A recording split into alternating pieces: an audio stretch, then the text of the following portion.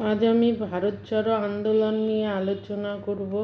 একে আগস্ট বিদ্রোহ বলা হয়ে থাকে। চলো আলোচনাটা শুরু করি। 1942-এ ভারত ছাড়ো নামে যে আন্দোলন জাতীয় সংগ্রামের ইতিহাসে স্মরণীয় হয়ে আছে তা গান্ধীজির নেতৃত্বে অনুষ্ঠিত আর 5টা আন্দোলন থেকে সম্পূর্ণ আলাদা ছিল। গান্ধীজি বরাবরই ছিলেন অহিংসার পূজারী। অহিংস আন্দোলন হিংসার পথ ধরে চলতে চাইলে তৎক্ষণাৎ তিনি তা প্রত্যাহার করে নিয়েছিলেন। সমালোচনা বা বিপর্যয়ের আশঙ্কা কোনো কিছুই তাকে বিচলিত করতে পারেনি। আন্দোলনের মাঝখানে ইংরেজ শাসকরা আপোষ রফার প্রস্তাব দিলে তাতেও সাড়া দিয়েছিলেন গান্ধীজি। কিন্তু 1942-এ গান্ধীজি ছিলেন এক অন্য মানুষ। ইংরেজ বিরোধিতাকে তখন তিনি যে চড়া সুরে বেঁধেছিলেন, আন্দোলনের যে নতুন ছক তিনি তৈরি করেছিলেন তা পরিচিত সত্যাগ্রহ থেকে আলাদা।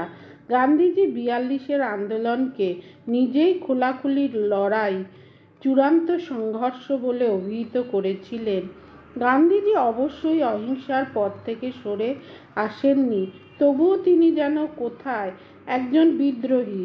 ইংরেজদের দেশ থেকে বিতাড়নের জন্য গান্ধীজি তখন যে কোনো মূল্য দিতে প্রস্তুত ছিলেন।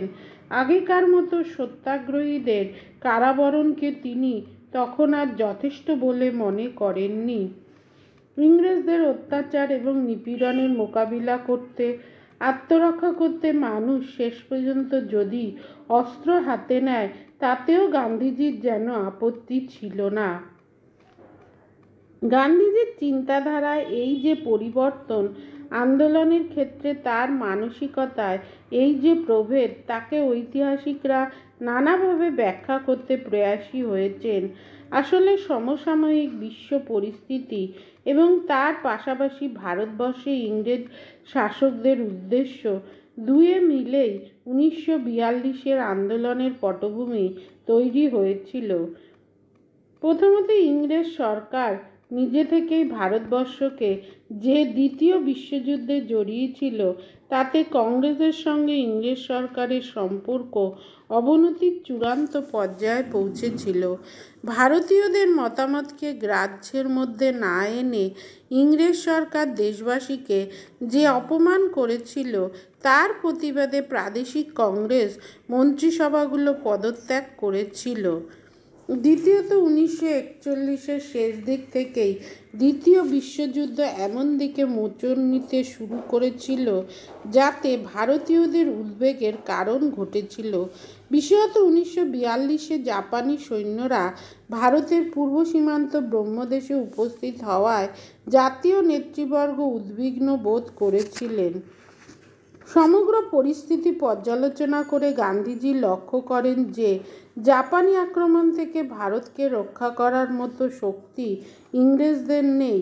আবার ভারতবাসী নিজেরা যে আক্রমণের মোকাবিলা করবে তারও উপায় ছিল না, কারণ বিদেশি শাসকবর্গ সেই ক্ষমতা বা অধিকার ভারতবাসীকে দিতে নারাজ।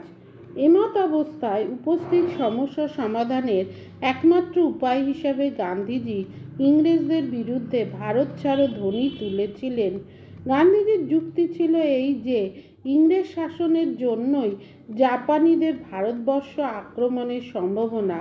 ইংরেজরা যদি ভারত ছেড়ে চলে যায় এবং আক্রমণ প্রতিরোধের দায়িত্ব ভারতবাসীর উপর থাকে, তাহলে জাপানিরা তাদের আক্রমণের পরিকল্পনা পুনর্বিবেচনা করতে বাধ্য হবে।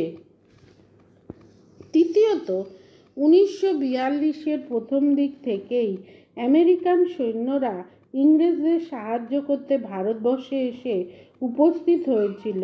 অর্থাৎ সম্ভাব্য জাপানি আক্রমণের মোকাবিলা করতে ইংরেজদের সাহায্যে আমেরিকা প্রচুর সৈন্য সামন্ত ভারতে প্রেরণ করেছিল। গান্ধীজি ভারতের মাটিতে এই আমেরিকান সৈন্যের উপস্থিতিকে মোটেই মেনে নিতে পারেননি। তিনি তাই এমন এক আন্দোলন গড়ে তুলতে চেয়েছিলেন যার চাপে পড়ে ইংরেজরা ভারতবর্ষ ছেড়ে চলে যেতে বাধ্য হয়। চতুর্থত, গান্ধীজি আশঙ্কা করেছিলেন জাপানি আক্রমণ প্রতিহত করতে গিয়ে ইংরেজরা যদি ভারতবর্ষে পোড়ামাটির নীতি গ্রহণ করে তাহলে সব কিছু ধ্বংস করতে থাকে, তাহলে আর কিছু হোক বা না হোক ভারতবাসীকে চূড়ান্তভাবে ক্ষতিগ্রস্ত হতে হবে। তাদের দুঃখ কষ্টের সীমা পরিসীমা থাকবে না, এমন কথা চিন্তা করেই গান্ধীজি ভারত ছাড়ো আওয়াজ তুলেছিলেন। পঞ্চমত, গান্ধীজি উপলব্ধি করেছিলেন যে মুসলিম লীগ সমেত ভারতের কোনো কোনো রাজনৈতিক দল ঠিক সেই সময়ে ইংরেজ সরকারের প্রতি যে সহযোগিতার হাত বাড়িয়ে দিয়েছে তাতে এক্ষুনি একটা প্রতিরোধ আন্দোলন গড়ে তুলতে না পারলে ভারতের মুক্তির দিন আরও পিছিয়ে যাবে। মোটামুটিভাবে বলতে গেলে উপর্যুক্ত কারণে গান্ধীজি 42-এর আন্দোলনকে একেবারে চূড়ান্ত সংগ্রাম বলে অভিহিত করেছেন। ইংরেজ সরকারের সঙ্গে আর কোনো আপোষ নয়, তার অবসানই এখন গান্ধীজির কাম্য। কোনো পরিস্থিতিতেই যেন এদেশে ইংরেজ শাসনের অস্তিত্ব না থাকে। 1942-এ বোম্বাইয়ে অনুষ্ঠিত জাতীয় কংগ্রেসের অধিবেশন ভারতের জাতীয় আন্দোলনের ইতিহাসে স্মরণীয় হয়ে আছে। 8ই আগস্ট জাতীয় কংগ্রেস কর্মসমিতি সর্বসম্মতিক্রমে ভারত ছাড়ো প্রস্তাব গ্রহণ করেছিল। প্রস্তাবটি নেহরুর রচিত। গান্ধীজি প্রস্তাবের সারমর্ম বুঝিয়ে বলেছিলেন যে ব্রিটেনের কাছে বারংবার আবেদনের ফল হয়নি বলেই এই সংগ্রাম শুরু হবে। ভারতবাসীকে ক্ষমতা হস্তান্তরিত করে ইংরেজদের এদেশ ছেড়ে চলে যেতে বলা হচ্ছে, কারণ বর্তমান আন্তর্জাতিক সংকটকালে ভারতবর্ষে ব্রিটিশ রাজত্বের অবসান একান্ত প্রয়োজনীয়। প্রস্তাবে আরও বলা হয়েছিল যে গান্ধীজি প্রদর্শিত অহিংসার পথ ধরেই এই নতুন আন্দোলন চলবে। প্রস্তাবের শেষে বলা হয়েছিল, যদি কংগ্রেস কমিটিগুলি সকলের কাছে নির্দেশ পাঠাতে না পারে তবে যেন আন্দোলনকারী নিজেই আপন পথ স্থির করে নেয়। ইংরেজ সরকার আগে থেকেই তৈরি হয়েছিল। কংগ্রেসের প্রস্তাব পাশ হবার সঙ্গে সঙ্গে তখনকার গভর্নর জেনারেল 1938 থেকে 1943 খ্রিস্টাব্দ লিথগাও কংগ্রেস নেতাদের সকলকে গ্রেপ্তার করে ভারত ছাড়ো প্রস্তাবের জবাব দিয়েছিলেন। 9ই আগস্ট ভোরবেলায় ভারতের সর্বত্র কংগ্রেস নেতাদের কারারুদ্ধ করা হয়। গান্ধীজি জেলে যাবার আগে নতুন আন্দোলন সম্পর্কে শেষ কথা বলে গিয়েছিলেন, করেঙ্গে ইয়ে মরেঙ্গে, অথবা করব নয়তো মরব, বা ডু অর ডাই। 9ই আগস্ট কংগ্রেস নেতৃবর্গের গ্রেপ্তারের প্রতিবাদে বিক্ষোভ দিয়েই ভারত ছাড়ো আন্দোলন শুরু হয়ে যায়। জাতীয় নেতৃবর্গের অবর্তমানে 1942-এর ভারত ছাড়ো আন্দোলন কোনো নির্দিষ্ট ছকে অনুষ্ঠিত হয়নি। সবচেয়ে বড় কথা, গান্ধীজির অহিংসা নীতি সত্ত্বেও এই আন্দোলন হিংসাত্মক ঘটনা কম ঘটেনি। বিলেতি কাপড়ের আগুন ধরিয়ে দেয়া, মদের দোকান পিকেটিং বা লবণ আইন ভঙ্গ করা ব্যতীত যোগাযোগ ব্যবস্থা বিচ্ছিন্ন করার জন্য টেলিগ্রাফ, টেলিফোন লাইন কাটা,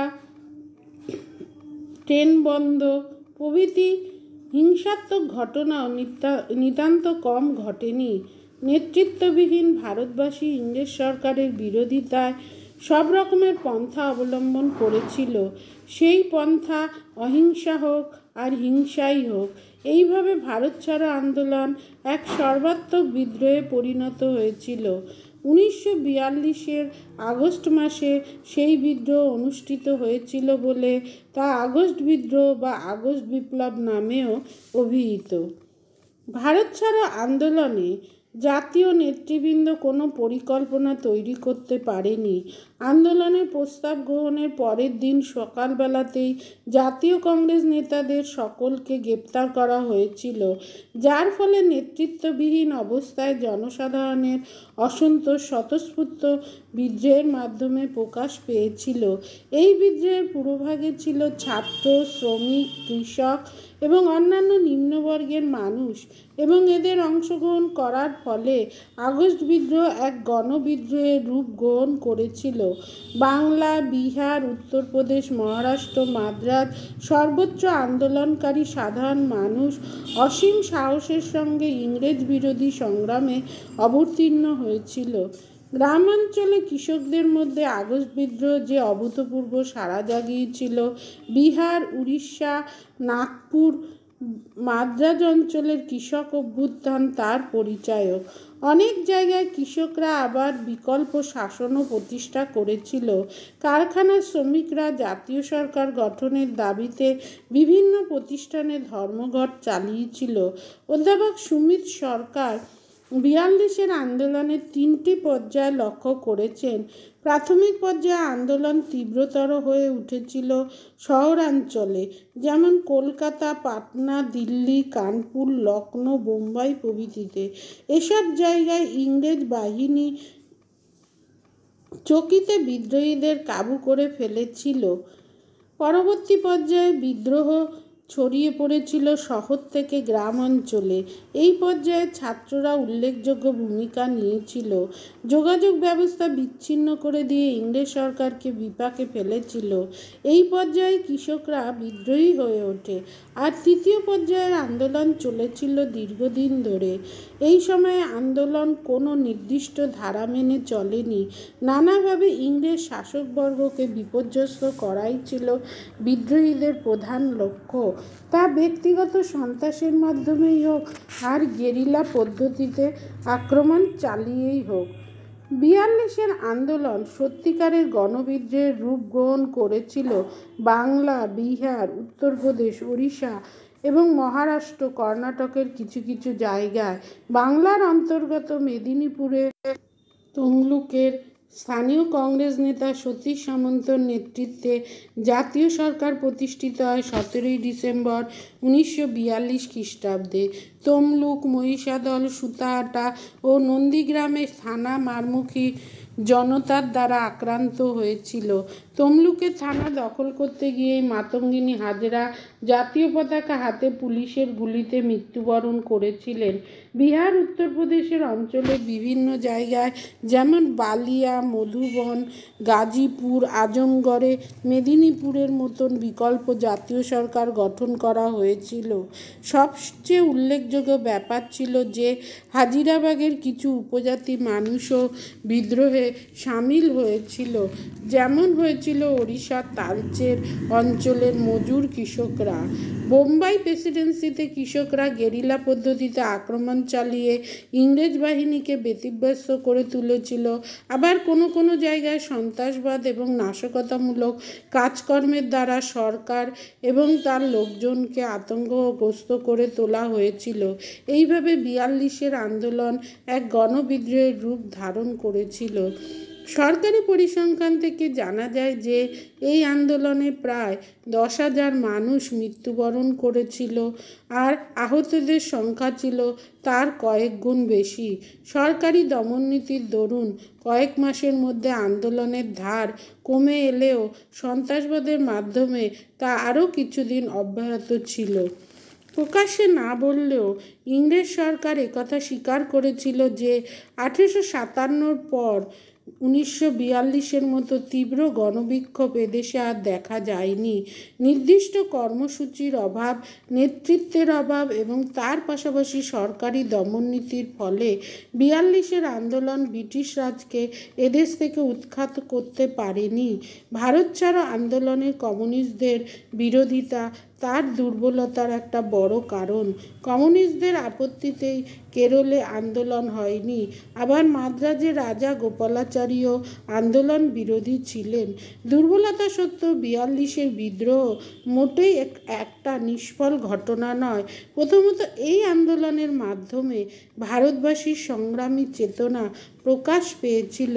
দেশের স্বাধীনতার জন্য ভারতবাসী যে কোনো মূল্য দিতে প্রস্তুত আগস্ট বিদ্রোহে তা নিঃসন্দেহে প্রমাণ করেছিল।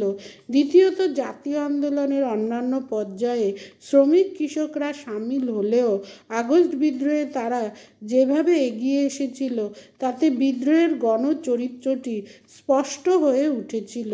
অধ্যাপক সুমিত সরকারের মতে বিভিন্ন অঞ্চলের কৃষকদের অংশগ্রহণের ফলেই আগস্ট বিদ্রোহ এক দুর্দমনীয় আন্দোলনে পরিণত হয়েছিল। তৃতীয়ত, আগস্ট বিদ্রোহের মাধ্যমে সাম্রাজ্যবাদের বিরুদ্ধে ভারতবাসীর যে ক্রোধ প্রকাশ পেয়েছিল তাতে বিদেশি শাসকবর্গ আতঙ্কিত হয়ে পড়েছিল। তারা বুঝতে পেরেছিল যে ভারতবর্ষে তাদের শাসনের মেয়াদ ফুরিয়ে এসেছে। 1942-এর আন্দোলন দমনের পর থেকে 1942 পর্যন্ত ভারতীয় জাতীয় আন্দোলনের গতি মন্থর হয়ে এসেছিল। সেই সময়ে জাতীয় কংগ্রেস নেতৃবর্গের অধিকাংশ কারারুদ্ধ থাকায় ভারতবাসীকে নেতৃত্বদানের ব্যাপারে সংকট দেখা দিয়েছিল। তবে বাংলার বীর সন্তান নেতাজি সুভাষচন্দ্র বসু বৈদেশিক সাহায্যে ওই সময় ভারতকে ইংরেজ শাসনমুক্ত করবার এক অভিনব প্রয়াস চালিয়েছিলেন। সুভাষচন্দ্রের এই বিপ্লবী প্রচেষ্টা ভারতের স্বাধীনতা সংগ্রামের ইতিহাসে এক গুরুত্বপূর্ণ অধ্যায়। আজ আসি।